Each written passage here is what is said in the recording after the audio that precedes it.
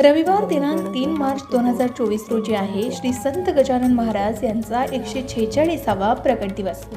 या दिवशी मंत्रपठन, उपासना, श्री गजानन महाराज 52 स्तोत्र किंवा श्री गजानन विजय ग्रंथाचं पठन केल्यानं सुख, शांती आणि समृद्धी प्राप्त होण्यास नक्कीच मदत मिळते असे भक्तांचे अनुभव आहेत। श्री संत गजानन महाराज 52 या गजानन महाराजांच्या प्रिय स्तोत्राचं या दिवशी वाचन केल्यानं देखील आयुष्यातील सर्व समस्या आणि अडथळे दूर होऊन आयुष्यात सुख, शांती आणि समृद्धी प्राप्त होते असं म्हणतात। शिवाय या दिवशी सेवेचं, श्रद्धेचं, उपासनेचं संपूर्ण प्रभावी फळ मिळतं असंही म्हणतात। याचबरोबर या दिवशी अनेक भक्त श्री गजानन विजय ग्रंथाचं पारायण सुद्धा करतात। श्री संत गजानन विजय ग्रंथाचं पारायण केल्यानं सुद्धा इष्ट फळप्राप्ती होते असा भक्तांचा विश्वास आणि अनुभव आहे।